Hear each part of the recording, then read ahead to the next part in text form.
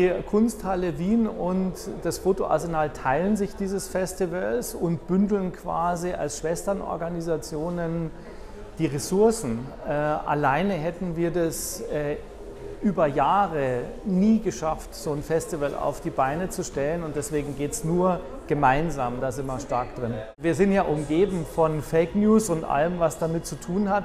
Da spielt quasi die Frage des Digitalen eine ganz große Rolle, und Vienna Digital Cultures verdichtet das quasi auch nochmal auf so einen ganz präzisen Punkt, weil man sagt, da geht es quasi tatsächlich um die Frage, wann löst sich das Bild vom Fotografischen, von Lens-based, wo es quasi noch eine Referenz gibt in unsere Wirklichkeit, in unsere Realität, in sowas wie komplett losgelöst über Artificial Intelligence Fragen.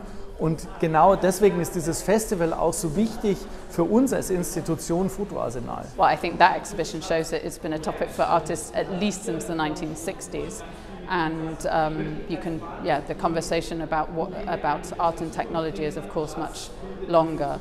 So this is an important topic for artists, and therefore this is perhaps also something which can be expanded upon in terms of discourse and events, practice, not just exhibitions, but also in a digital form through the festival. So by being part of this festival, we had the occasion to make actually a whole new digital platform, which is, you know, a space for the Kunsthalle and Fotoarsenal Wien, which will serve to host online commissions and programs throughout the year, not only for the physical festival. And this was a huge opportunity for us to really, you know, so it's essentially adding another space to the Kunsthalle. I think that today everyone would agree that the speed and depth of digital change is something we all feel, and we feel it in different ways. You know, it's not always spectacular, but it does affect everything. You know, think about the way politics is changing. Think about how filter bubbles affect the way people choose to vote, the opinions they have on political topics, for example.